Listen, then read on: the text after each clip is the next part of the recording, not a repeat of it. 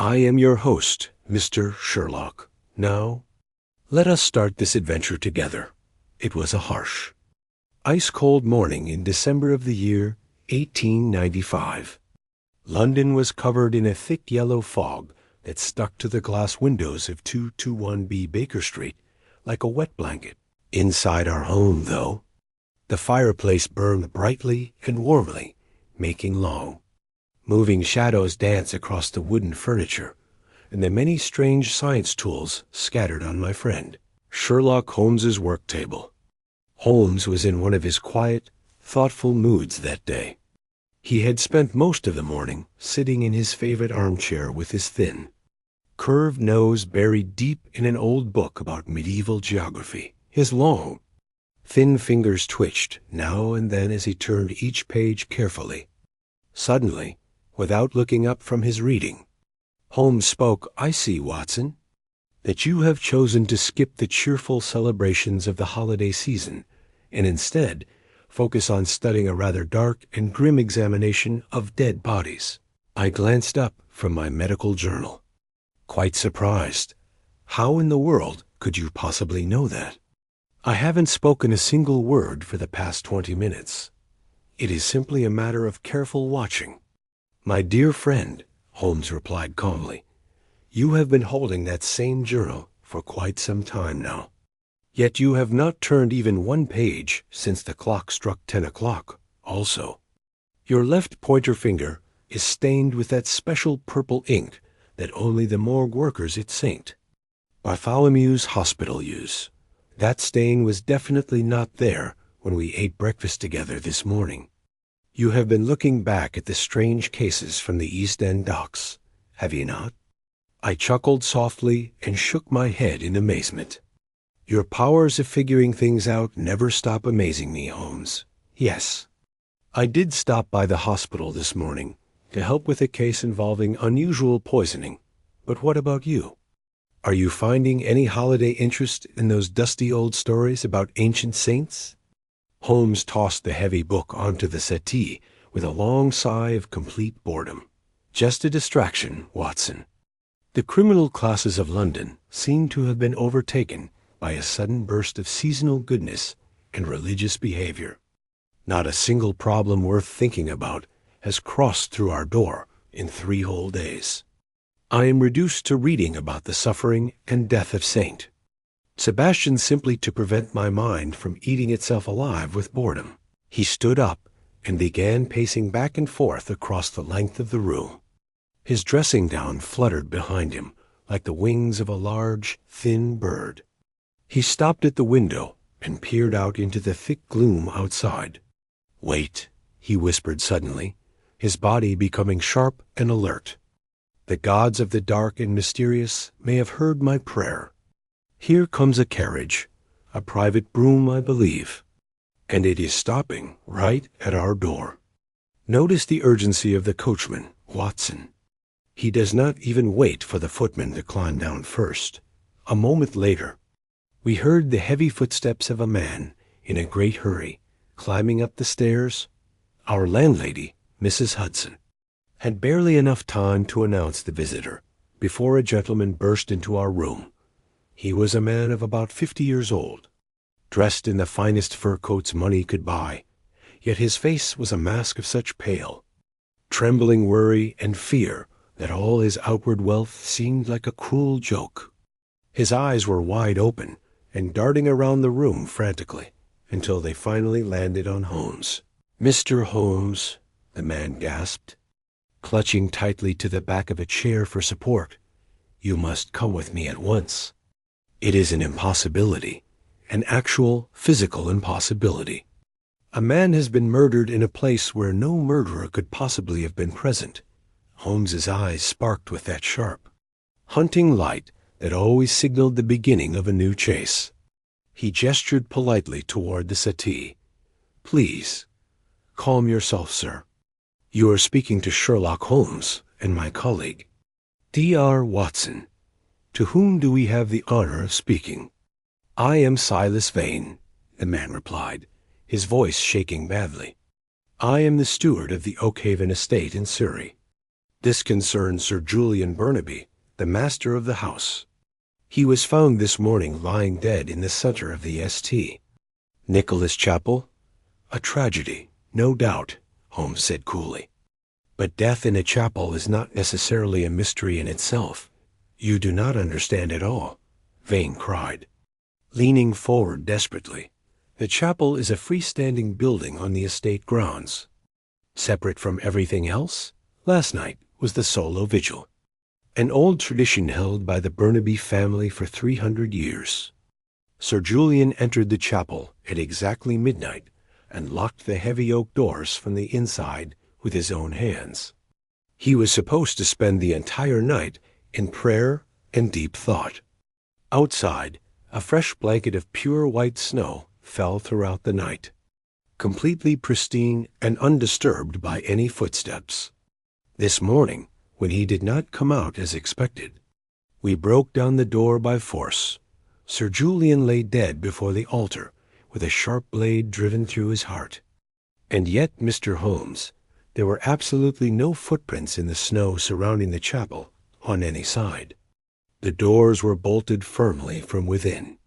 There are no other exits, no secret passageways, no windows large enough for even a child to fit through, let alone a grown man.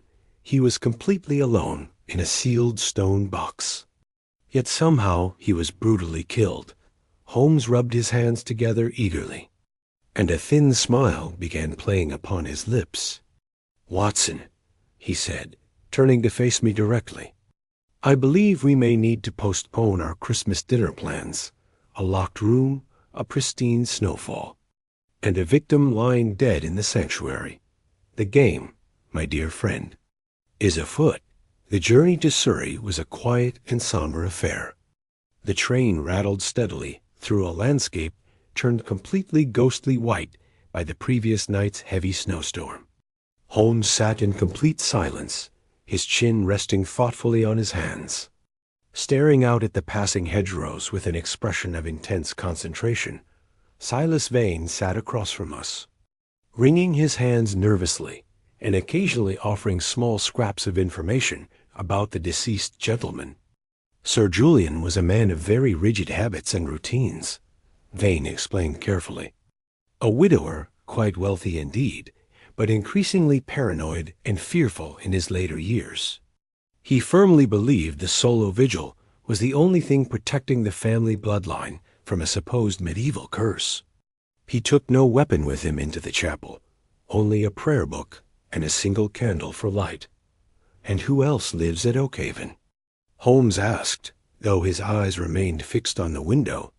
"His nephew and heir, Arthur Burnaby, a young man of, shall we say, spirited temperament and wild behavior.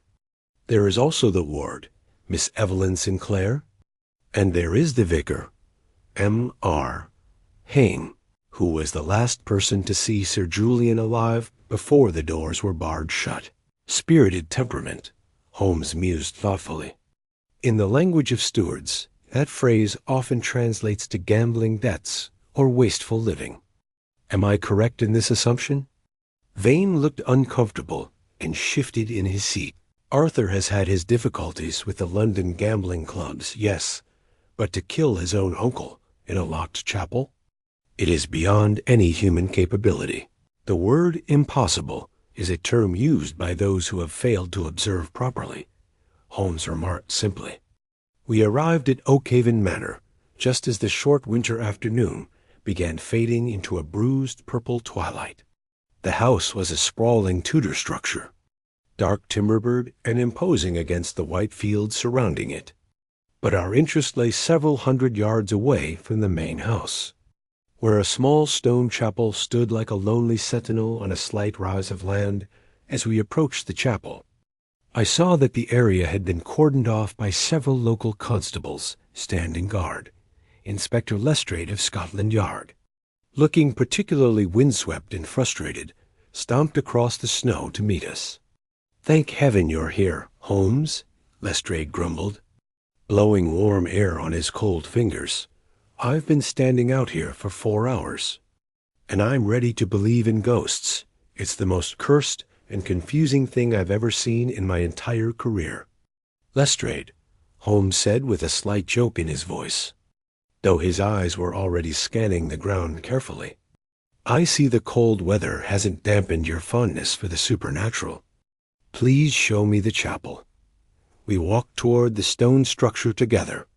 It was a simple rectangular building made of heavy gray stone blocks, just as Vane had described, a smooth, completely unbroken expanse of white snow surrounded it on all sides.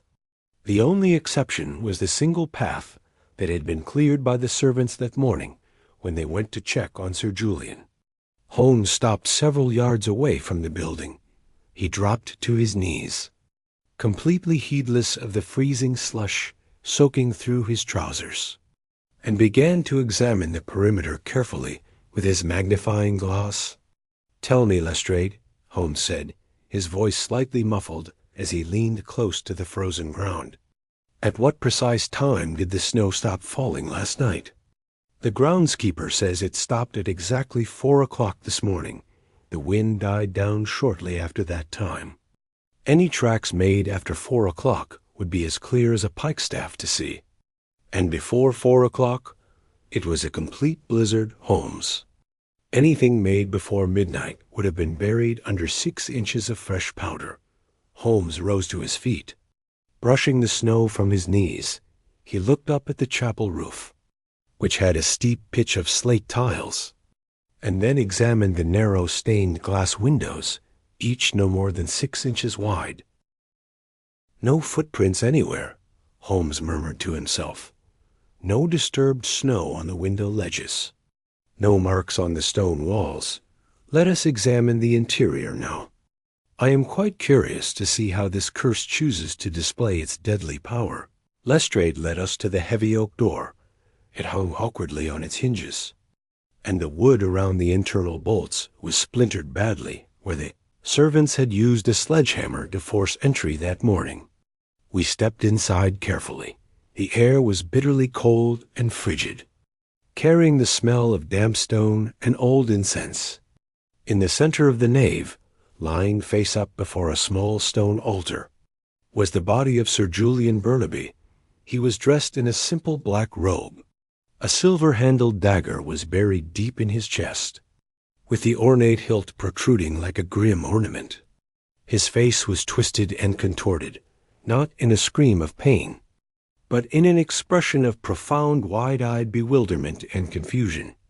"Do not touch the body yet, Watson," Holmes cautioned, though I had already instinctively reached for my medical bag.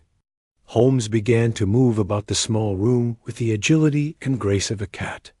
He examined the floor, which was made of solid flagstones with no gaps between them. He looked carefully at the altar, the prayer-kneeling stool, and the single guttered candle that sat in a brass holder. Then he did something quite peculiar. He knelt by the victim's head and sniffed the air around the body, then leaned down to examine the hem of Sir Julian's robe closely. "Interesting," Holmes whispered quietly. "What is it?" Lestrade asked eagerly. "Have you found a secret spring mechanism? A trapdoor, perhaps?" Holmes stood up slowly, his face an unreadable mask. "I have found something far more curious than that, Lestrade. I have found a man who died in a locked room in the middle of a snowy field, and yet his bedroom slippers are bone dry, without a single drop of moisture." He turned to face the inspector directly, his eyes glinting with intelligence. "Tell me, Lestrade, who among the household members is a particularly fine archer? Or perhaps who has a strong passion for the restoration of medieval clockwork mechanisms?" Lestrade blinked in complete confusion. I don't see what that has to do with anything at all." "It has everything to do with it." "My dear man," Holmes snapped sharply. He turned to me. "Watson, I believe we should return to the main house now. I wish to interview the spirited nephew in the ward personally. There is a particular scent in this room, a very faint, very specific scent, and it does not belong in a house of God." As we walked back toward the manor house, the wind began to howl again, swirling the snow into ghostly shapes around us. I looked back at the lonely chapel, standing in isolation, feeling a chill that had absolutely nothing to do with the winter air. Holmes remained silent during our walk, but his fingers were drumming a restless rhythm against his coat. This was a sure sign that the gears of his great intellect were already turning at a furious pace. Oakhaven's interior was as oppressive and heavy as its exterior was grand and impressive. Dark oak wood paneling, polished to a mirror-like sheen, lined all the corridors. Portraits of grim-faced Burnaby ancestors glared down at us with ancestral disapproval from every wall. The air carried the scent of beeswax candles, stale wood smoke, and a faint underlying metallic tang that I had come to associate with the very old and the very wealthy. We were shown into the drawing room, where the remaining members of the household had gathered together. A young man, handsome but in a dissipated and worn fashion, paced nervously back and forth across the length of the Persian rug. This was undoubtedly Arthur Burnaby. His clothing was fashionable, but slightly disheveled and messy. His tie was loosened, and a faint tremor was clearly visible in his hands. Seated near the blazing fire was a young woman of striking poise and composure. Her pale face was framed by hair as dark as a raven's wing. She was working on a piece of embroidery with steady, rhythmic precision. A stark contrast to the young man's obvious agitation. This was Miss Evelyn Sinclair. In the corner of the room, standing like a mournful shadow, was a tall, skeletal man dressed in clerical robes. This was the vicar, Mr. Holmes. Arthur Burnaby began speaking, his voice pitched with a nervous edge. Lestrade says you're a seeker of truth, but I tell you honestly, there is no truth to be found here, except the impossible. My uncle died by no mortal hand. The chapel was sealed completely. The snow was unmarred by any footsteps. It simply cannot be explained by natural means. Holmes did not answer immediately. He had wandered over to a side table where a collection of curious objects was displayed. He picked up a small silver-mounted magnifying glass, turned it over in his hands, and replaced it with a dissatisfied click. A fascinating problem indeed, Mr. Burnaby, Holmes said finally, turning to face the young man. But before we invoke the supernatural, can resort to ghost stories, let us thoroughly exhaust all the mundane and ordinary explanations first. I see, for instance, that you have recently returned from a journey, most likely to London, and that your visit to the city was not entirely successful. Arthur gasped loudly, his face flushing a deep crimson red. How could you possibly know that? Your boots, though they have been cleaned recently, still bear traces of the yellowish clay unique to the construction excavations near the Strand district, Holmes remarked casually. Furthermore, the nervous way you keep patting your breast pocket suggests the presence of a heavy envelope, one thick enough to contain a final demand letter from a creditor, yet light enough to constantly remind you of your empty purse. You went to the city to secure a loan from someone, failed completely, and returned home to find that your uncle's death has made such a loan entirely unnecessary. Am I correct in my assessment? The young man sputtered and stammered, unable to form coherent words, but Miss Sinclair spoke up, her voice cool and melodic. Mr. Holmes, Arthur's financial indiscretions and problems are no secret to anyone in this household, but they do not make him a murderer, especially not a murderer who can somehow fly across fresh snow without leaving a single trace behind. Quite so. Quite so. Holmes conceded with a slight bow toward her. And you, Miss Sinclair, I observe that you have not slept properly. The redness in your eyes is not from weeping and crying, for your embroidery work is far too precise for a grieving ward. Rather, it is from the strain of reading by candlelight for many hours. A specific type of reading, I strongly suspect. The girl's embroidery hand faltered for the briefest second. I find great comfort in the classics, Holmes. The classics. Or perhaps the family archives and old records. Holmes countered, his eyes narrowing. But let us turn our attention to the vicar now, Mr. Hame. You were the very last person to see Sir Julian alive. You personally saw him enter the chapel, did you not? The vicar stepped forward carefully, his hands clasped together within his voluminous sleeves. I did indeed, Mr. Holmes. It was precisely at midnight. I stood at the threshold and watched as Sir Julian slid the great iron bolt into place with his own hands. I heard the distinct click of the locking mechanism engaging. I remained outside for a few moments afterward, in silent prayer. The snow was already falling heavily at that time, when I walked back to the manor house. My own footprints were being filled in behind me by the falling snow. And the keys to the chapel? Holmes asked. There are no keys whatsoever. Sir, Hame replied carefully, the street. Nicholas Chapel is specifically designed for this vigil tradition. It can only be bolted from the inside by the occupant. To open it from the outside, one must either wait patiently for the occupant to slide the bolt back themselves, or use brute force to break it down.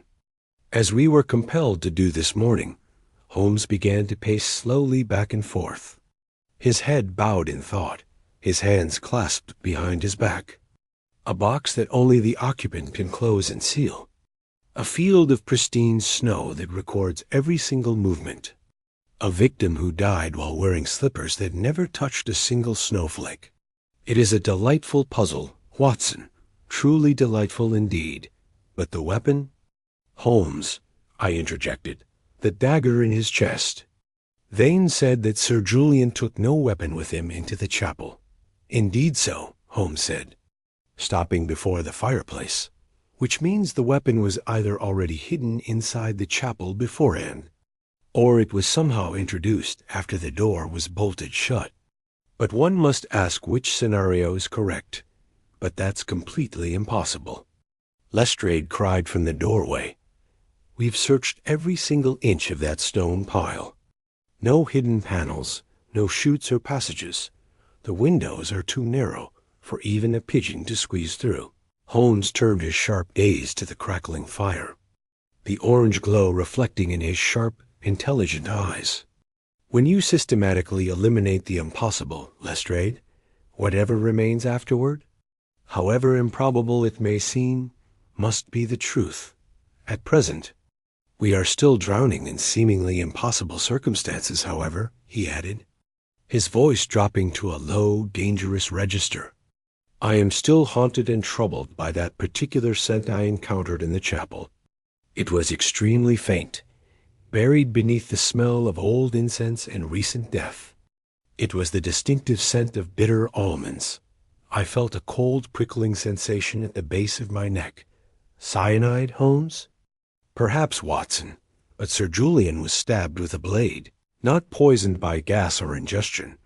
Why would someone use a blade when poisoned air itself could be lethal?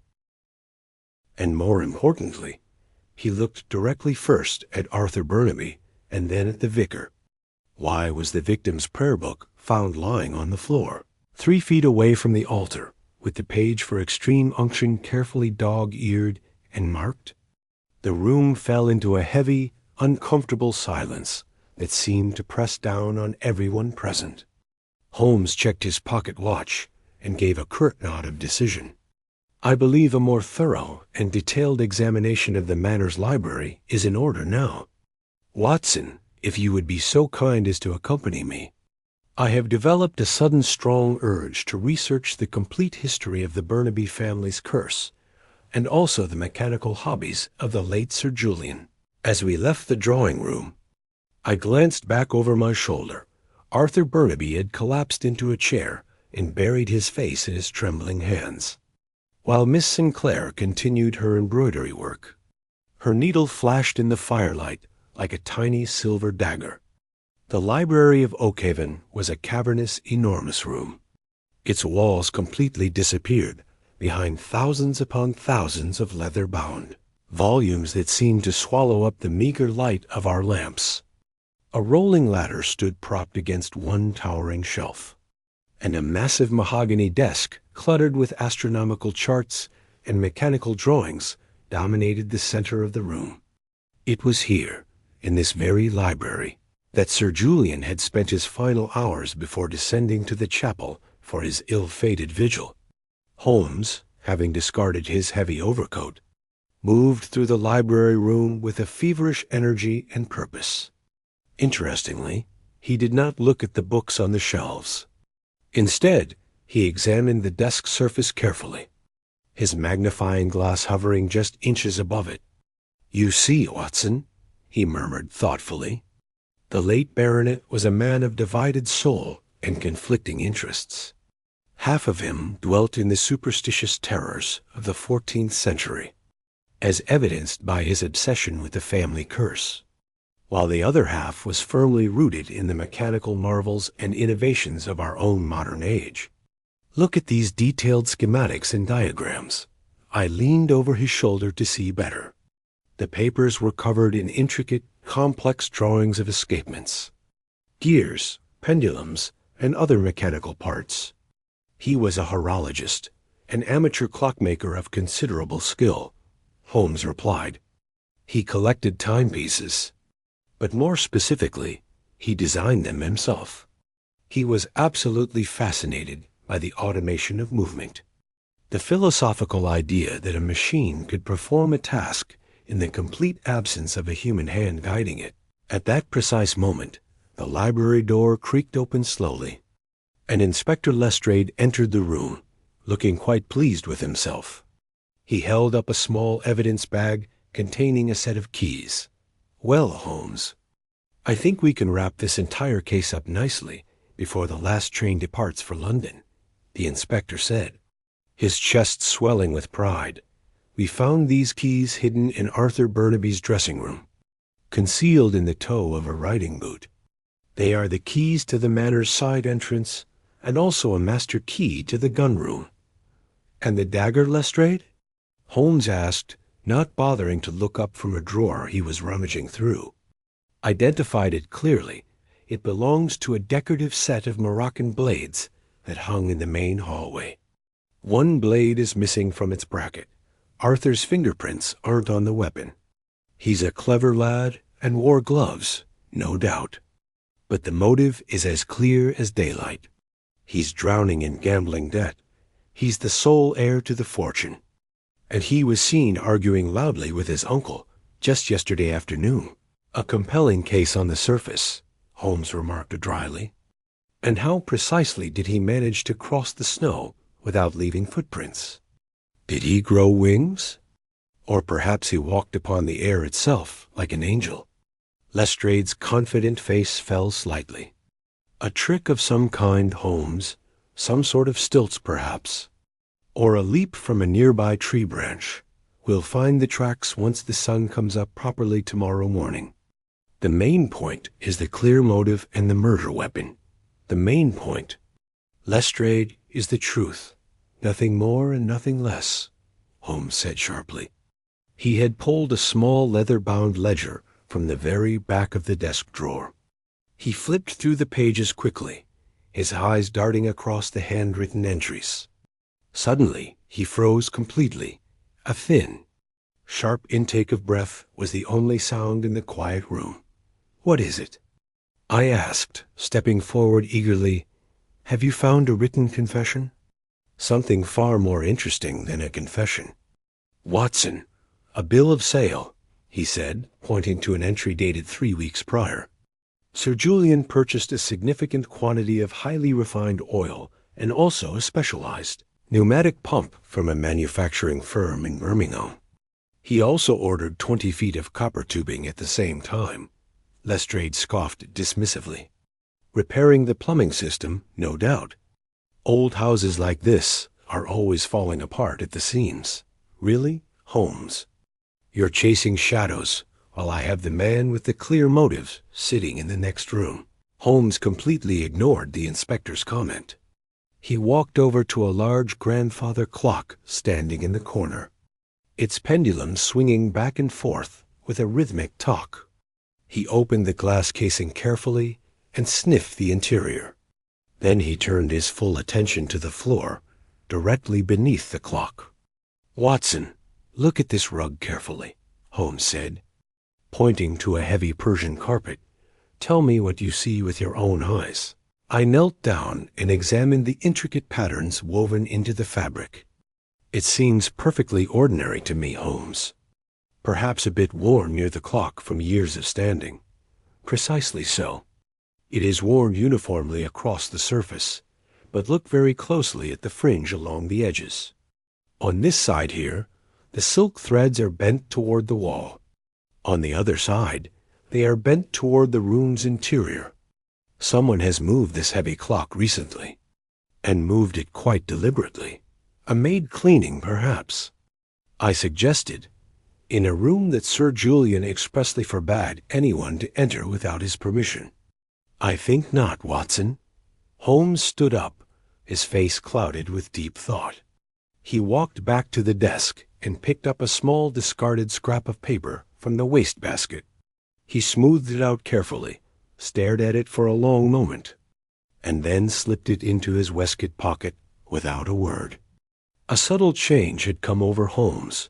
The restless energy had been replaced by a cold, calculating stillness that I had learned to recognize. "Lestrade," Holmes said, his voice ringing with absolute authority, "you are welcome to hold Mr. Arthur Burnaby on suspicion if you wish. Indeed, I would even encourage it. It will keep him, shall we say, safely contained. But I strongly advise you not to file a formal charge just yet." "And why not?" Lestrade demanded. "Because," Holmes said, looking toward the dark window that faced the distant chapel, "you have forgotten the most vital inconsistency of all. You say the dagger was from the Hall collection, correct? I personally examined that collection on our way into the Manor. The missing blade was indeed silver-handled, but it was a blunt ceremonial piece, never sharpened for actual use.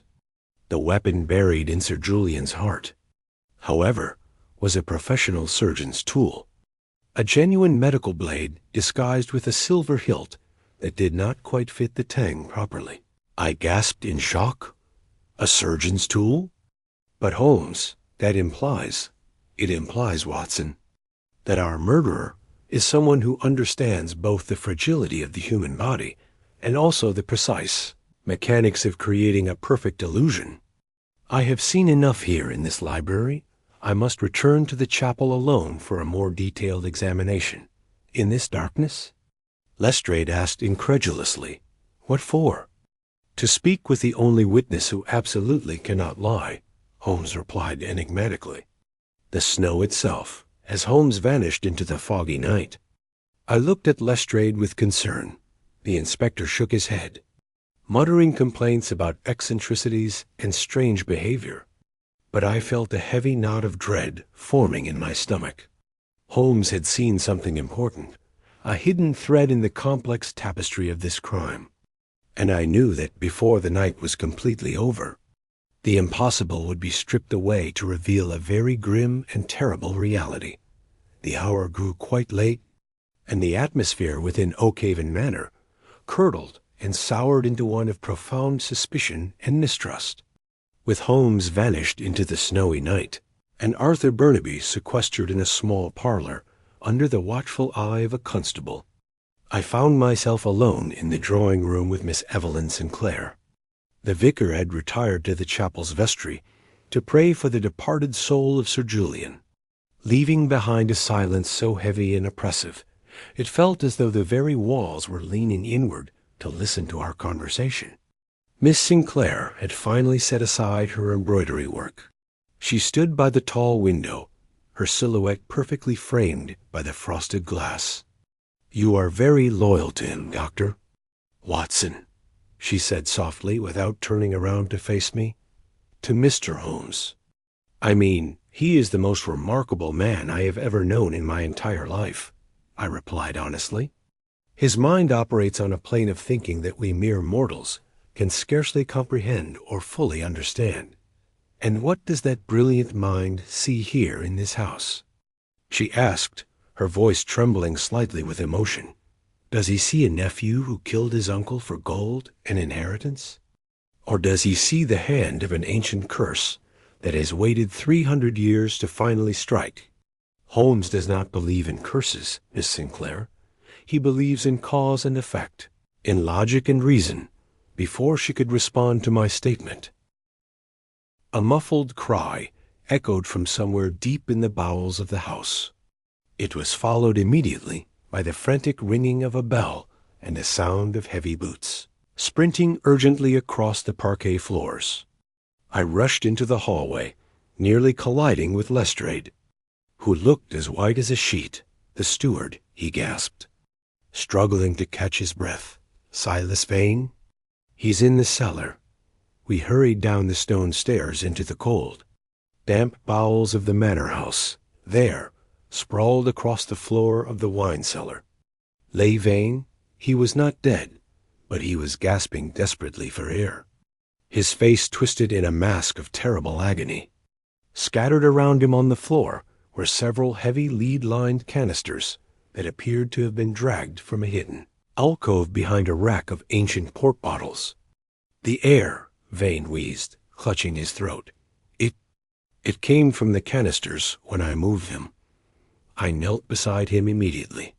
My medical instincts taking over, I detected that same cloying, sickly sweet scent I had noticed earlier in the chapel, the scent of bitter almonds, but now far more concentrated and powerful. "Back, Lestrade! Don't breathe it in," I shouted, dragging Vane toward the stairs as quickly as I could manage. We managed to get the steward into the fresh air of the hallway, where he immediately fell into a fit of violent coughing. He looked absolutely terrified, his eyes darting toward the cellar doorway as if expecting a demon to emerge at any moment. "I was only checking the wine inventory," he managed to say between gasping coughs. I moved the canister slightly, and a seal must have broken open. At that precise moment, the front door swung open with a loud crash. Sherlock Holmes stood framed dramatically against the swirling snow, his coat thoroughly dusted with white powder, his eyes burning with a manic, almost erratic light. He looked from the gasping steward to the cellar door, and then directly at me. "A second manifestation, Watson," he cried, his voice ringing with a strange, dissonant triumph. "The invisible assassin strikes again, though with less lethality this time. How fortunate that our friend Vane has a sturdier constitution than his late master had. Holmes, this man has been poisoned," I exclaimed urgently. "There are canisters of cyanide gas down in the cellar." "Cyanide? Oh, I think it is something far more ingenious than mere common gas." "Watson," Holmes said, beginning to pace the hallway with long, jerky strides. He seemed entirely indifferent to Vane's obvious distress. He stopped abruptly, pulled a handful of slushy snow from his coat pocket, and dropped it into a silver bowl sitting on a side table. He watched the snow melt with a disturbing intensity. "The temperature, Watson, that is the key to everything. The chapel was freezing cold, yet the body was still warm. The cellar is cold, yet the canisters are sweating with condensation. Everything is in reverse, completely backward." "Holmes, you're not making any sense," Lestrade muttered, looking genuinely worried for my friend's sanity. "We have a man murdered in a locked room, a steward nearly poisoned in the cellar, and you're talking about melting snow." "I'm talking about the physics of a nightmare." "Lestrade?" Holmes turned on him sharply, his finger stabbing the air. "Tell me, where is the vicar right now? Where is Mr. Hame?" "He's in the vestry of the chapel, as I told you earlier," Lestrade replied. "Then we must go there at once, immediately," Holmes snapped, his erratic energies suddenly snapping into a cold, hard focus. "For if my calculations are correct, the curse of the Burnabys is about to claim its final victim, and the murderer is currently standing in a place where no one can see them clearly. Even though they are hiding in plain sight, he didn't wait for any answer or response. He turned on his heel and vanished back into the night, heading toward the chapel at a rapid pace. Is he mad? Vane whispered, still clutching his chest in pain. No, I said firmly, grabbing my medical bag and following Holmes into the darkness. He is simply seeing the world as it truly is, and I fear that what he sees is a tragedy that is not yet completely finished. As we ran toward the chapel, the wind died down completely, leaving an eerie, suffocating silence hanging in the air. The stone structure loomed ahead, dark and silent against the white landscape. But as we drew closer, I saw a faint flickering light through the narrow stained glass windows. Someone was definitely inside, and as Holmes reached the heavy door, he didn't bother to knock politely. He put his ear directly to the wood, and a grim smile vanished from his face to be replaced by a look of sudden, sharp alarm. "The bolt, Watson!" he shouted urgently. "We must break it down again, right now."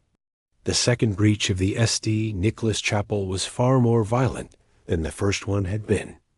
Under the combined weight of the constable's muscular shoulder and Lestrade's frantic kicks, the heavy oak door gave way with a sickening groan of tortured iron hinges.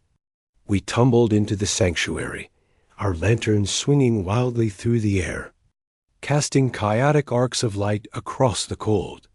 Vaulted ceiling high above, the vicar, M.R. Haim, was not dead. He was kneeling at the altar, in exactly the same spot where the body of Sir Julian had lain just hours before. He did not rise as we entered noisily. He merely turned a ghostly, tear-streaked face toward us, his trembling hands clutching a heavy rosary. "It is here," Haim whispered, his voice a dry rasp. "The shadow has returned again. Can you not smell it in the air? The scent of the tomb and death?" Lestrade ignored the man's dramatics completely, his eyes darting around the small stone chamber. "Where is he, Holmes? You said the curse was striking again. I see nothing but a frightened priest in a cold room." Holmes did not answer the question. He was already on the move, his movements methodical and silent. He ignored the vicar entirely, stepping instead toward the stone altar. He pulled a small silver-backed mirror from his pocket and held it against the surface of the flagstones where the victim's head had rested. Then he held it carefully up to a small ornamental drainage hole in the stone floor, a feature common in medieval chapels for the ceremonial washing of the altar. I watched, absolutely fascinated, as Holmes's expression shifted from intense concentration to a cold, grim satisfaction. He reached into the drainage hole with a pair of long, thin tweezers and extracted a tiny translucent fragment. It was no larger than a fingernail, shimmering slightly in the lantern light. Before he quickly dropped it into a glass vial. "What is that?" I asked, leaning in closer. "A piece of glass?" "A fragment of a shattered illusion, Watson," Holmes replied enigmatically. He turned his attention to the heavy velvet cloth that draped the altar. He lifted the corner carefully, examining the underside closely. "Lestrade," Holmes called out, his voice sharp and commanding, "come here immediately. Tell me what you make of this." The inspector hurried over quickly. On the underside of the altar cloth, hidden from casual view, was a faint circular stain, no larger than a shilling coin, of a deep brownish-red hue. "Blood," Lestrade suggested. "The victim's blood must have soaked through the fabric." "Impossible," I countered immediately. "Sir Julian was found lying on his back, and the dagger remained in the wound, effectively sealing it. Gravity would not have pulled the blood upward into the underside of the altar cloth." "Exactly right." "Watson," Holmes cried, his eyes flashing with excitement. "A brilliant observation of the mundane details. And yet the stain is definitely there, and it carries that same curious odor. The bitter almonds of the cellar, Lestrade scoffed, his patience clearly at an end. Holmes, we have Arthur Burnaby with a clear motive and a missing dagger.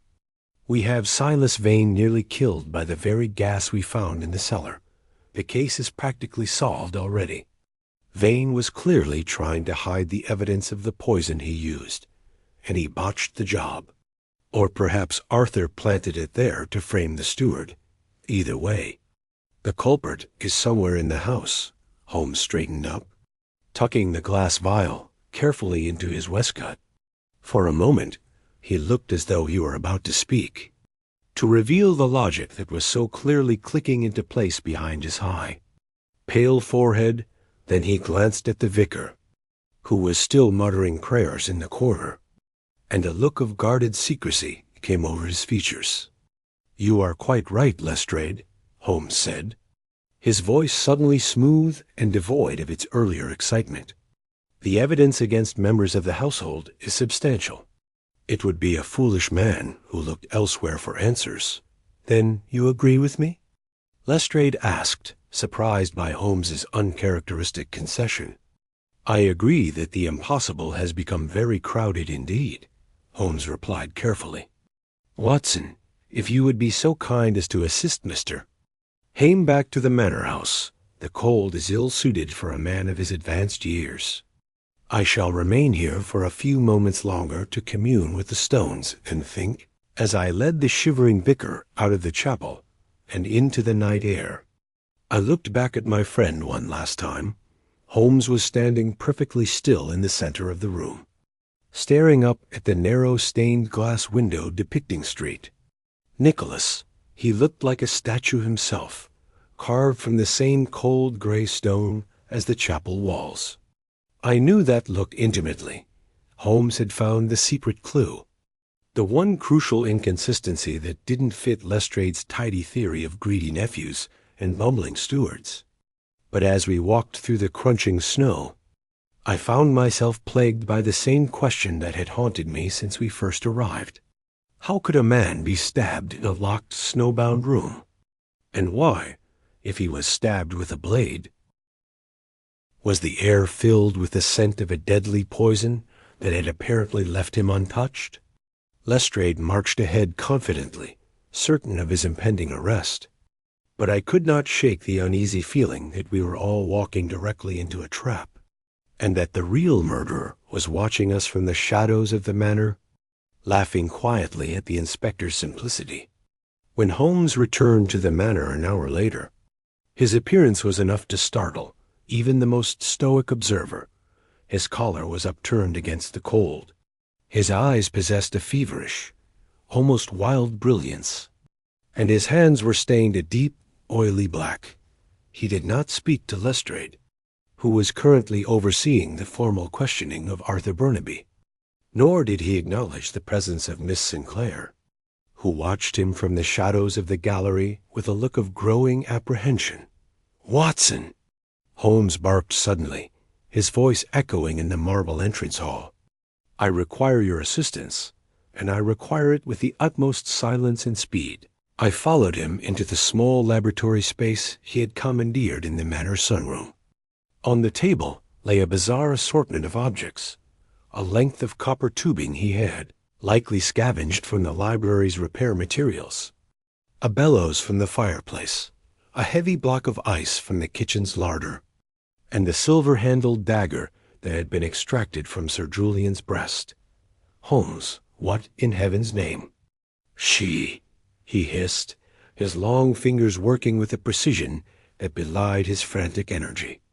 He was attaching the copper tubing to the nozzle of the bellows, sealing the joint carefully with a thick, foul-smelling resin. "The mind, Watson, is like a steam engine. It must have a vent, or it will explode from the pressure. Mine is currently at 1,000 pounds of pressure. For the next hour, I watched in bewildered silence as my friend engaged in what appeared to be the experimental play of a madman. He used a small jeweler's saw to shave the block of ice into a specific tapered shape. He then took the silver hilt of the ceremonial dagger, which he had somehow retrieved from Lestrange's evidence bag, and began to fuse it to the ice using a mixture of salt and freezing water.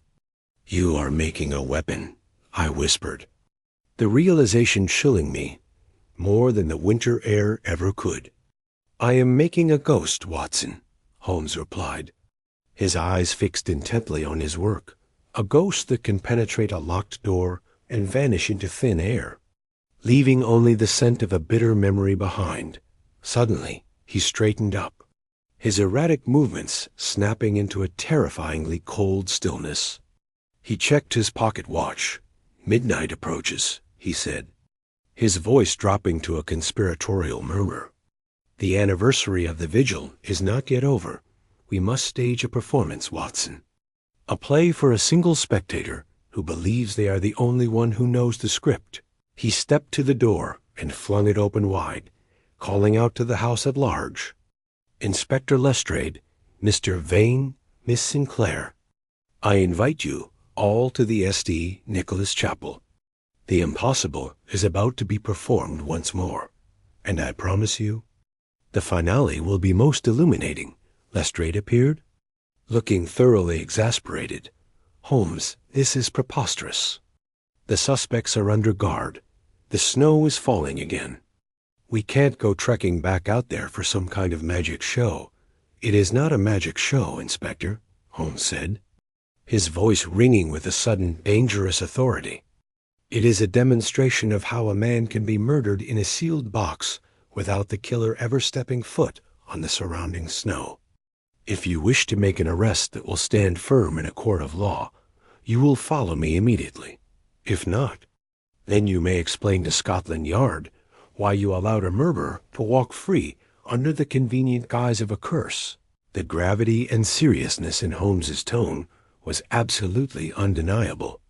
Reluctantly, the group assembled together. Arthur Burnaby was brought out. Looking pale and broken, Silas Vane followed, still leaning heavily on a cane, and the vicar joined us as well, his face a mask of ecclesiastical dread as we marched through the darkness. The wind whipped the fresh snow into blinding eddies. Holmes led the way with long, purposeful strides, carrying a heavy shrouded object under his arm. He seemed possessed by a demonic energy. When we reached the chapel, the scene was exactly as we had left it, cold, silent, and terrifyingly isolated. Holmes ordered everyone to stand back at least 20 paces from the stone walls. "Watch the snow," Holmes commanded, his voice rising above the wind. "Watch it closely, for in a moment I shall demonstrate precisely how Sir Julian met his end, and as I do, I want you to ask yourselves this question. Who among you stood to lose everything if the vigil was completed? Who knew the secrets of this altar better than the man who built it?" He stepped toward the chapel door, but he did not enter. Instead, he moved toward the rear of the building. Toward the small ornamental drainage hole he had examined earlier, he knelt in the snow, his back to us, his hands moving with rhythmic intensity. "Watson, the bellows!" he shouted. I hurried forward and began to pump the handle exactly as he had instructed me earlier. A high-pitched whistling sound began to emanate from the copper tubing. Holmes leaned into the stone wall, his face pressed against the masonry. "Now!" he cried. A muffled thud sounded from within the chapel. It was followed immediately by a sharp, crystalline shatter. "Inside?" Holmes yelled, leaping to his feet and sprinting toward the door. "Into the chapel, before the evidence evaporates completely." We rushed through the broken door. The sanctuary was empty, save for the flickering shadows of our swinging lanterns. But there, in the center of the floor, lying in exactly the spot where Sir Julian had fallen, lay the silver hilt of the Moroccan dagger, but there was no blade attached to it, only a small, rapidly spreading puddle of water and a faint, cloying scent that filled the room like a physical presence. Cyanide.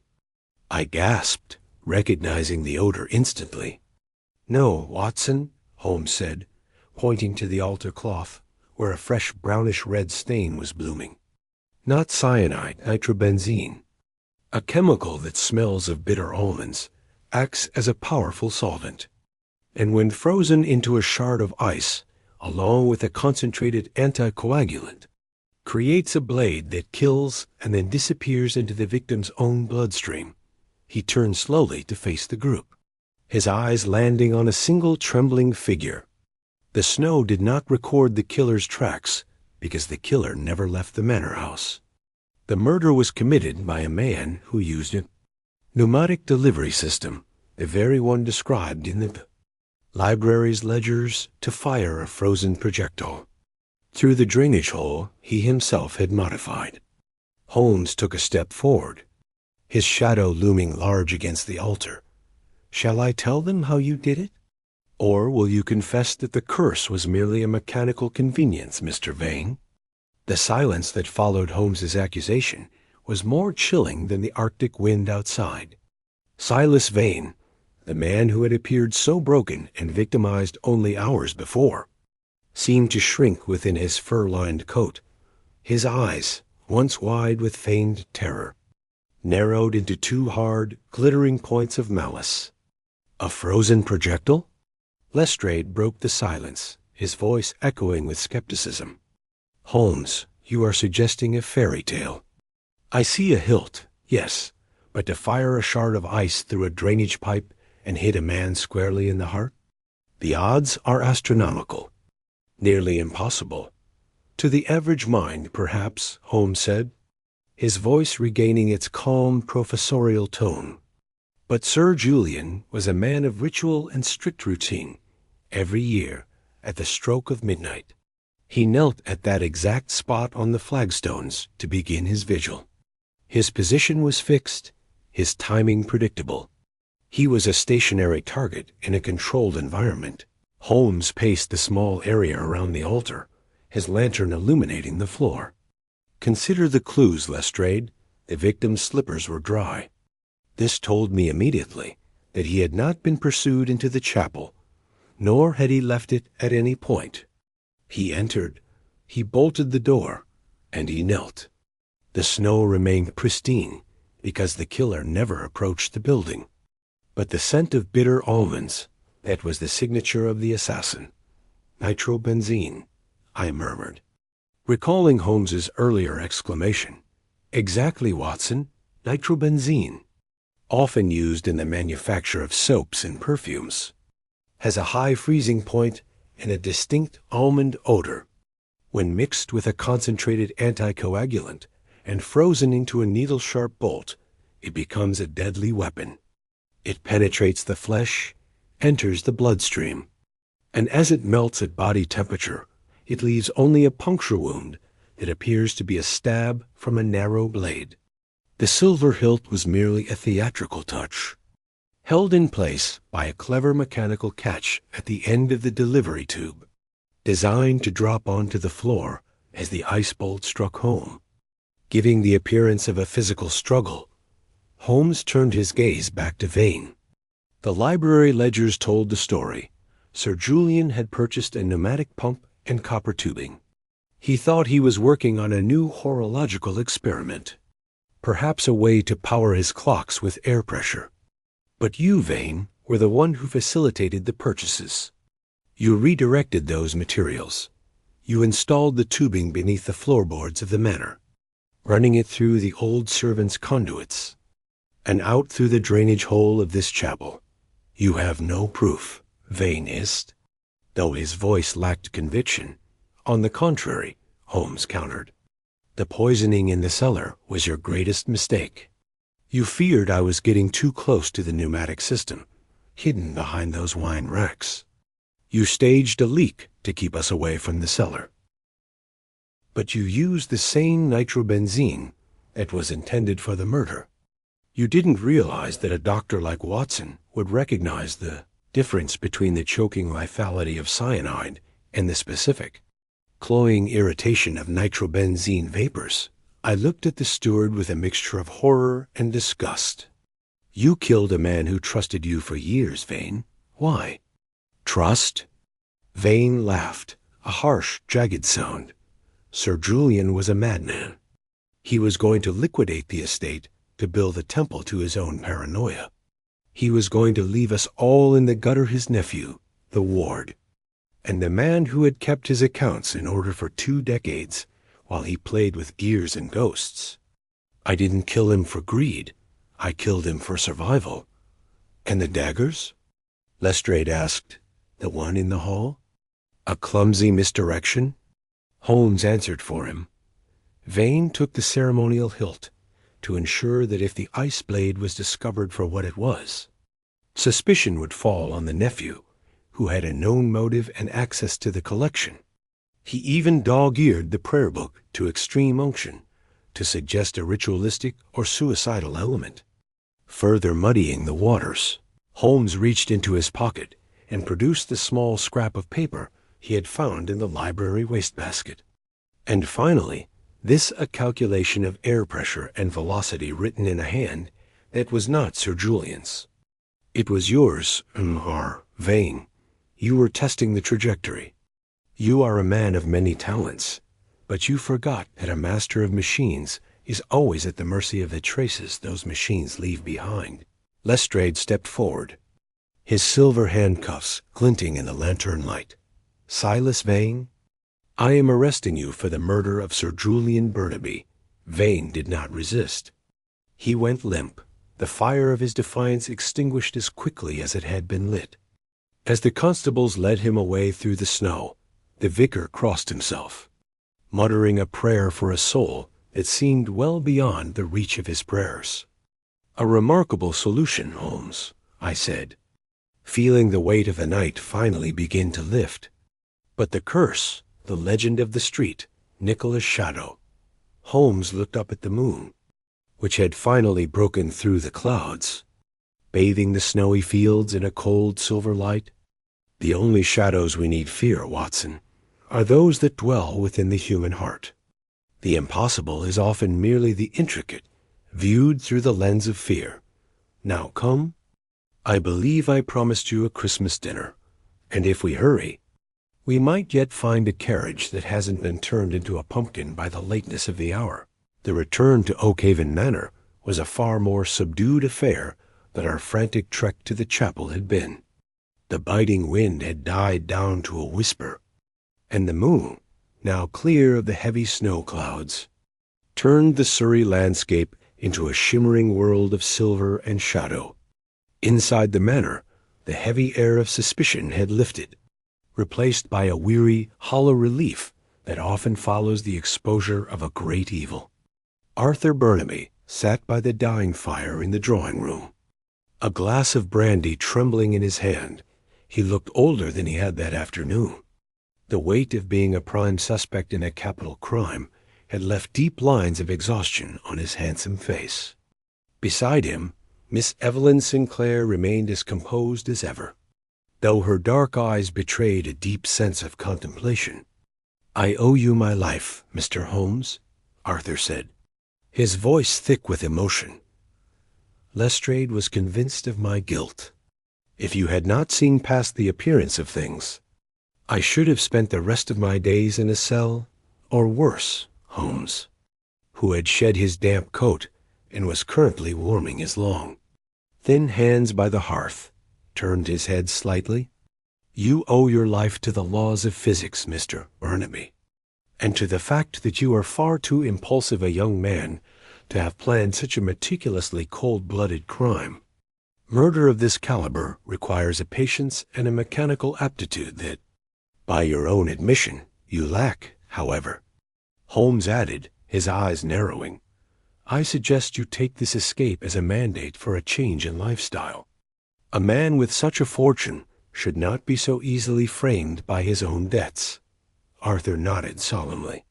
The rebuke landed with more weight than any sermon the vicar could have delivered. But Mr. Holmes, Evelyn Sinclair intervened, her voice steady and curious. The steward, Vane? I knew he was meticulous. But to think he could conceive of something so ghoulish. How did he manage to conceal the machinery for so long? It was hidden in plain sight, Miss Sinclair, Holmes explained. The pneumatic system was disguised as part of the estate's aging plumbing and the late Sir Julian's own horological experiments.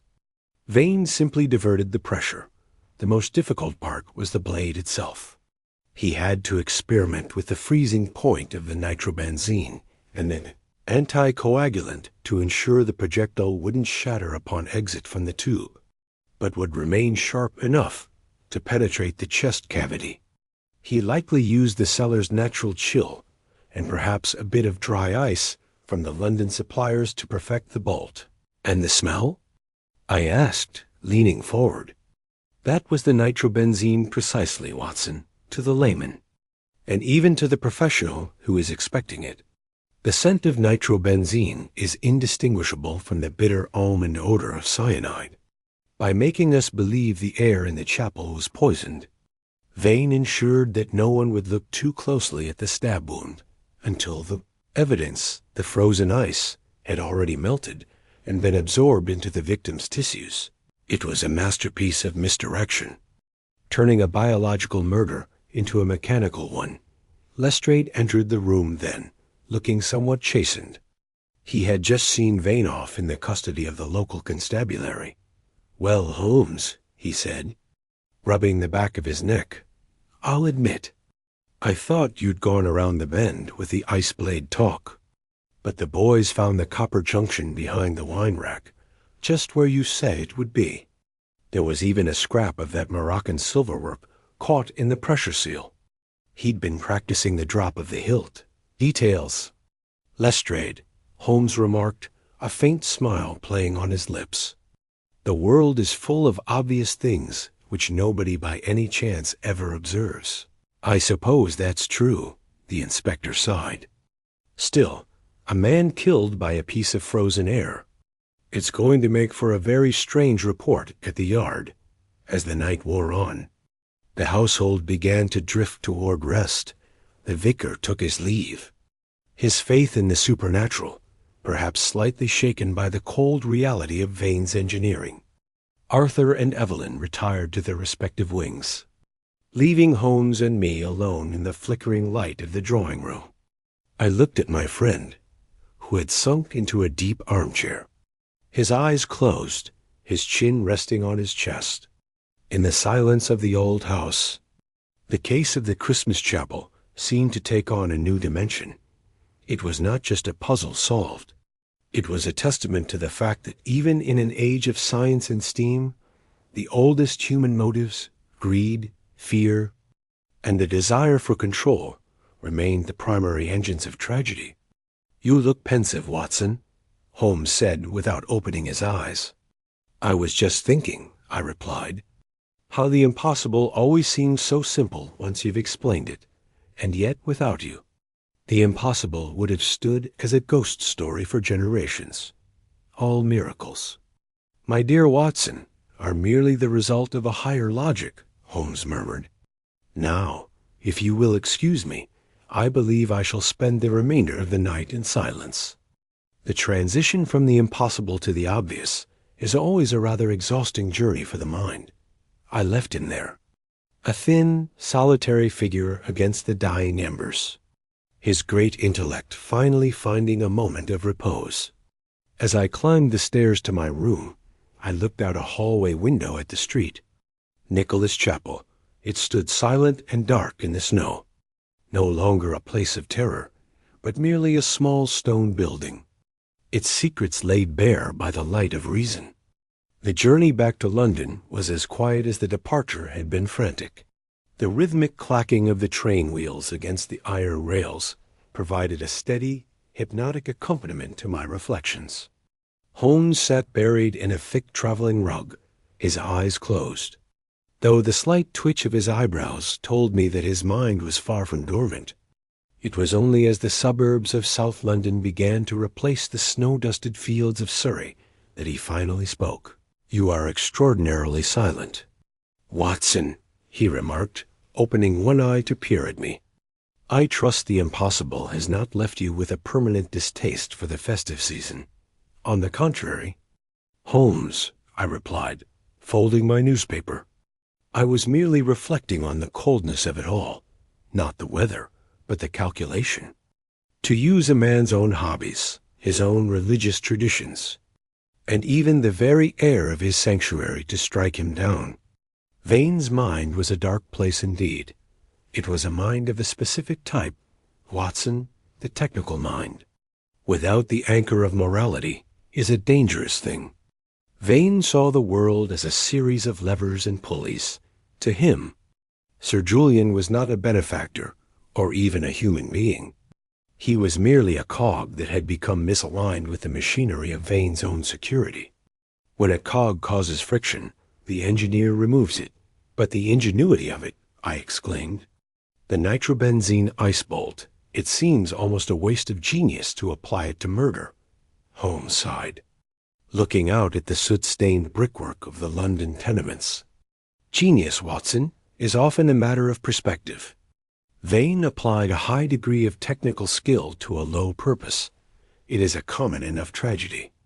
I have seen more intellect in the design of a bank vault heist than in many a scientific paper. The criminal is the ultimate pragmatist. When we arrived back at 221B Baker Street, the familiar yellow light of our upstairs windows felt more welcoming than ever. Mrs. Hudson had, in our absence, placed a small, modest sprig of holly above the mantelpiece, and prepared a tray of sandwiches and tea that made the frozen horrors of Oakhaven seem like a distant, unpleasant dream. Holmes immediately crossed to his chemical table, but he did not reach for his test tubes. Instead, he picked up his violin and began to play a low, melancholic air that seemed to capture the very essence of the winter twilight. I sat in my armchair, watching the firelight dance across the spines of our library, feeling a profound sense of gratitude for the warmth and the safety of our shared quarters. After a time, Holmes set down the bow and turned to me, his expression uncharacteristically soft. "You know, Watson," he said, "man is a strange creature. He builds chapels to reach for the divine, yet he uses the very stones of those chapels to hide his most devilish acts. We chase the impossible and the supernatural because we are afraid to face the simple, brutal reality of our own nature. And what is that reality, Holmes? That we are all, to some degree, masters of our own illusions. Sir Julian lived in a world of ancient curses to avoid the reality of his own loneliness. Arthur Burnaby lived in a world of debt and dissipation to avoid the weight of his own name. And Vane lived in a world of cold mechanics to avoid the burden of a conscience. He stepped toward the window, looking down at the street where the lamplighter was making his rounds through the deepening fog. "We have cleared the air in Surrey, Watson, the street. Nicola's shadow has been dispelled by the light of a few simple observations. But do not think for a moment that the darkness is gone. It has merely moved to another alleyway, another drawing room, another heart. Our work is never truly done. We only move from one puzzle to the next, hoping that each solution brings us a fraction closer to understanding the great, chaotic machinery of the human soul." "A sobering thought for Christmas," I noted. Holmes turned back to the room, a sharp, familiar glint returning to his eyes. "Perhaps. But there is a certain satisfaction in the clarity, is there not? The truth, however grim, is always preferable to the most beautiful lie. And now, Watson, if you would be so kind as to pass me that ledger from the top shelf. I believe there was a very curious advertisement in the Daily Telegraph regarding a missing blue carbuncle that deserves a moment of our attention." I smiled. Reaching for the ledger, the case of the Christmas chapel was closed, its mechanical ghosts laid to rest. But as I looked at my friend, the man who saw through the fog of human deception with the precision of a surgeon's scalpel, I knew that for Sherlock Holmes, the greatest mystery would always be the one that lay just around the corner. To the next case, then, Holmes. To the next case. Watson, the game is always afoot, provided one has the eyes to see the tracks. The fire crackled in the hearth, and for a moment the world felt balanced logical, and entirely right. The morning of Boxing Day found London emerging from its festive slumber, though the city remained draped in a persistent silver-gray rime. At 221B Baker Street, the breakfast table had been cleared of its festive remnants, replaced by the clutter of my medical journals and the sprawling ink-stained maps. Holmes used to track the shifting tides of the criminal underworld. A sharp rap at the door preceded the arrival of the Morning Post. Among the usual collection of bills and invitations was a heavy cream-colored envelope bearing the Burnaby crest. Holmes, who had been lazily tuning his violin, set the instrument aside and watched with a glimmer of renewed interest as I slit the wax seal. "From Oakhaven, I presume?" Holmes asked, though it was hardly a question. "Indeed," I replied, scanning the elegant script. "It is from Miss Evelyn Sinclair. She writes to inform us that the legal proceedings against Silas Vane have been formalized. The local authorities discovered the remains of the pneumatic pump hidden within a false-bottomed trunk in the steward's quarters. But there is more, Holmes. A bit of tragic irony that Vane could never have anticipated." Holmes leaned forward, his long fingers interlaced. "Irony is the favorite tool of the universe. Watson, pray, read on." She says that in the wake of Sir Julian's death, they opened his private safe. Among his papers was a codicil to his will. Dated only a week before the tragedy, Sir Julian had intended to retire from the active management of the estate.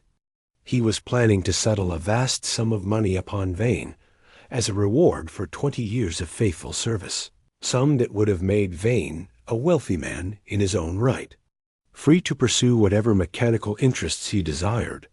Holmes let out a short, mirthless laugh. So the cog was not being discarded. It was being promoted. Vane murdered the only man who was preparing to grant him the very freedom he claimed to be killing for. It is the perfect illustration of my point, Watson. Crime is a product of a warped perspective. Had Vane possessed the patience to wait for the natural progression of events, he would have inherited his fortune without the shadow of the gallows looming over him. "It makes the whole affair seem even more senseless," I remarked. Folding the letter, "Most crimes are, when viewed through the lens of reason," Holmes said. Rising and moving to the window, he stood there for a long time, watching the hansom cabs rattle through the slushy streets below. Vane believed he was a master of cause and effect, yet he ignored the most fundamental variable human character. He judged Sir Julian by his eccentricities rather than his intentions. Holmes turned back to the room, his gaze landing on the silver hilt of the Moroccan dagger, which Lestrade had permitted him to keep as a memento of the case. He picked it up, weighing it thoughtfully in his palm. The Christmas chapel mystery will be remembered in the Yard as a triumph of forensics. I suppose they will talk of ice bolts and nitrobenzene and the impossible crime. But for us, Watson, it serves as a reminder that the most elaborate machinery is nothing compared to the complexities of the human heart. The secret clue was never the scent of almonds. It was the scent of distrust. He tossed the hilt onto the sideboard, where it landed with a dull clatter among his chemical retorts. The transition was instantaneous. The philosopher vanished.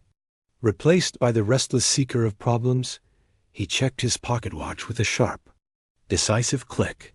But enough of the past. The past is a closed ledger. And I find my accounts for the new year are already beginning to accumulate. Have you seen my blue magnifying glass, Watson? And I believe I asked you to retrieve the file on the Countess of Morker's missing gem. If we are to catch the 11:40 train from Paddington, we have no time to waste on ancestral ironies.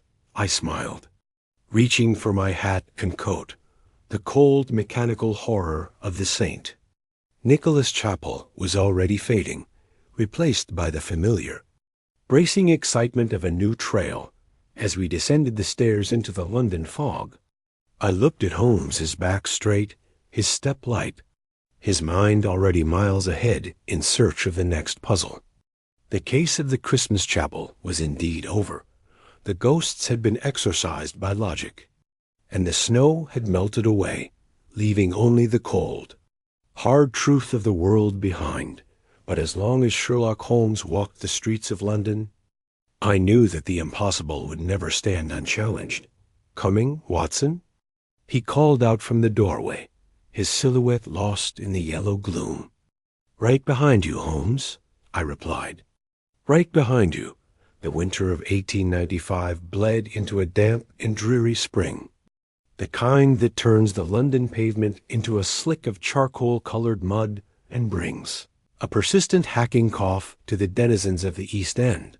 The case of the Christmas chapel had long since been filed away in the dispatch box that lived under my bed, yet its echoes lingered in the quiet moments between our more active investigations.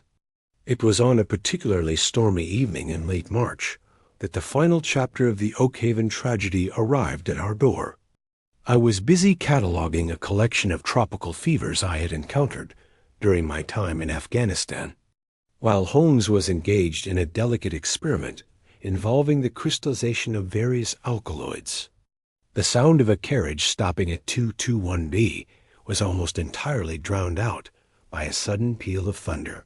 "A visitor, Watson," Holmes remarked, not looking up from his Bunsen burner, "and if I am not mistaken, a visitor who has recently undergone a profound change of character. Note the deliberateness of the step, no longer the frantic pacing of a man in debt, but the steady tread of a man with a purpose." The door opened to reveal Arthur Burnaby. The transformation was indeed startling. Gone was the dissipated, trembling youth we had encountered in the shadow of his uncle's death. In his place stood a man of sober bearing, dressed in a suit of modest charcoal wool, his eyes clear and his jaw set with a newfound firmness. "Mr. Holmes-Dr. Watson," he said, bowing slightly, "I hope I do not intrude upon your labors. I have just come from the Old Bailey."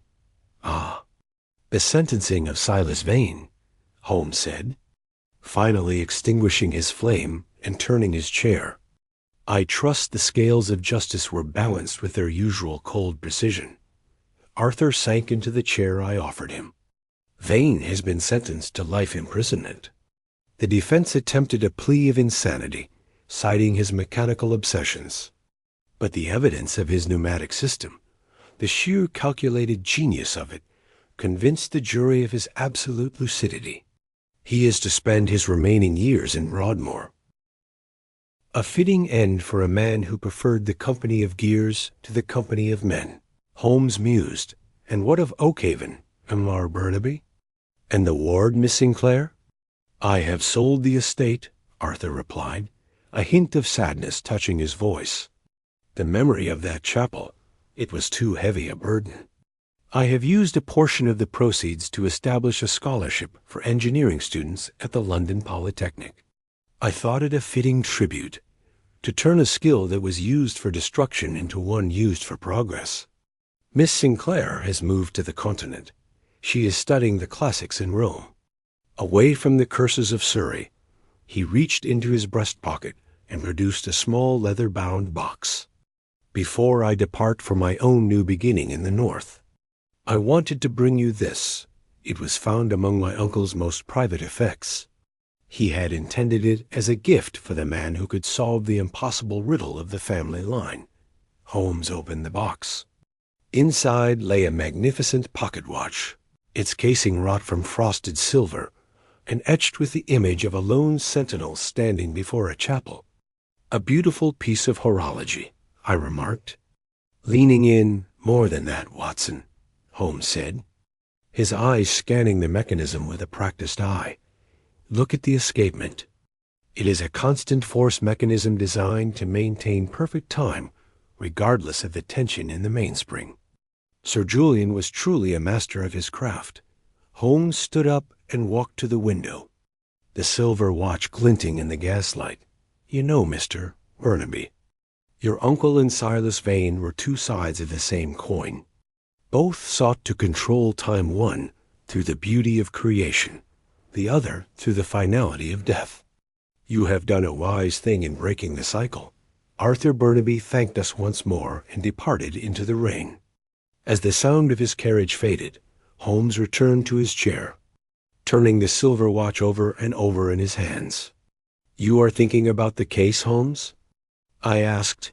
"I am thinking about the fragility of logic. Watson, we rely on the impossible to be impossible. We rely on the laws of nature to be consistent. But when a man like Vane finds a way to weaponize those very laws, to turn a frozen breath into a dagger, the world becomes a much more precarious place." He looked at me, a rare spark of genuine warmth in his eyes. "We have seen the best and worst of the machine age in this case, my dear fellow, but in the end, it was not a machine that saved Arthur Burnaby. It was the human capacity for observation and empathy. A machine can detect a heartbeat, Watson, but it can never understand why that heart beats with fear or hope." He placed the watch on the mantelpiece, right next to the silver hilt of the Moroccan dagger. The two objects, one a symbol of life's rhythm, the other a symbol of its sudden end, sat side by side in the quiet of Baker Street. "And now, Watson," Holmes said, his voice regaining its sharp, energetic edge, "I believe the rain has dampened the spirits of the criminal classes just enough to make them careless. Let us see if the evening papers have anything to say about the peculiar disappearance of the British Museum's cuneiform tablets. I have a suspicion that we may soon be trading the snows of Surrey for the dust of antiquity." I picked up my pen, ready to record the next entry in my journal. The Christmas chapel was now a memory, but as I looked at Holmes, I knew that the impossible was merely waiting for us in another form, in another corner of the great teeming city. The silver watch sat upon the mantelpiece for several days, its steady, rhythmic ticking a new heartbeat for the room. Holmes often found himself drawn to it, turning it over in the light of the gas lamp, his magnifying glass never far from his hand. To the casual observer, it was merely a fine piece of craftsmanship, but I knew my friend well enough to recognize the look of a man who sensed one final lingering thread. It was on a Tuesday evening, as the fog outside grew so thick that the street lamps were reduced to mere amber smudges, that Holmes finally made his move. He took a thin surgical needle from his kit, and with a delicacy that would have put a diamond cutter to shame, began to probe the intricate filigree of the sentinel's shield on the outer casing. "You suspect there is more to it, Holmes?" I asked, putting down my book. Sir Julian was a man who lived in a world of locked boxes, Watson. It would be entirely inconsistent for him to leave a gift that was merely what it appeared to be. A watch tells the time, but a masterpiece tells a story, with a soft metallic click. The back of the watch didn't just open. It slid aside on a hidden track. A second inner lid was revealed, crafted from a gold so thin it was almost translucent. On it, in an inscription so small it required the highest power of Holmes's lens to read, was a final testament. "Look here, Watson," Holmes whispered. I leaned in. The inscription read, "To the one who sees the gears behind the ghost. The shadow on the wall is but the projection of a hidden hand. If you read this, you have proved that reason is the only true sentinel." Beneath the words was a tiny, precisely etched diagram, a schematic of the very pneumatic system Vane had used for the murder. Great heavens! I cried. He knew. Sir Julian knew what Vane was doing. "Not exactly," Holmes replied, his eyes shining with a dark brilliance. "He knew that someone was tampering with his designs. He was a master horologist. He would have noticed the slight drop in air pressure, the subtle misalignment of his tubes. He suspected a betrayal. But his paranoia, that curse he so often spoke of, prevented him from seeing that the demon was his own steward. He created this watch as a final trap, a way to speak from beyond the grave to whoever possessed the wit to listen." Holmes snapped the watch shut and returned it to the mantelpiece. He looked at the silver hilt and the watch sitting side by side. The instrument of death and the instrument of truth. The illusion, the impossible, the reality, the logical. The locked room Sir Julian was alone in a chapel, bolted from the inside. The murder was committed from a distance using a pneumatic delivery system. The pristine snow, no footprints, led to or from the chapel during the blizzard. The killer never left the manor. Copper tubing was hidden beneath the floorboards. The weapon, a silver-handled dagger, was found in the victim's heart. An ice bolt made of frozen nitrobenzene. It melted and vanished into the bloodstream. The scent, a smell of bitter almonds, suggested a supernatural or gas-based curse. Nitrobenzene, a chemical used as a solvent and projectile, which carries that specific odor. The culprit's suspicion fell on the indebted heir, Arthur Burnaby, but it was Silas Vane, the steward who used his mechanical skill to secure his future. A remarkable case. Holmes, I said, leaning back in my chair. One that I shall title The Case of the Christmas Chapel. It has all the elements, the locked room, the invisible weapon, and the final irony of the victim's own brilliance providing the solution. It has one more thing. Watson, Holmes remarked, reaching for his tobacco pouch. It has the reminder that the most dangerous machines are not made of brass and steel, but of envy and silence. Vane thought he was an engineer of fate, but he was merely a man who forgot that even the most perfect mechanism leaves a trace. He struck a match, the flare illuminating his sharp, hawk-like features. The case was truly closed. The shadow had been dispelled. The heir had been redeemed. And the master of 221B had once again proven that there is no mystery so deep that a focused mind cannot plumb its depths. And now, Watson, Holmes said, the smoke curling around his head like a gray shroud. The 11:40 to Paddington awaits us in the morning. I suggest you pack your heavy ulster. The British Museum's missing tablets are calling, and I have a feeling the sands of the East will be quite a change from the snows of Surrey. I am ready. Holmes, I replied, then let us sleep, my dear fellow. For the game, as always, is never truly finished. It merely changes its skin. The fire in the hearth settled into a deep glowing red, casting long shadows across the room, shadows that, for once, held no secrets that Sherlock Holmes had not already mastered.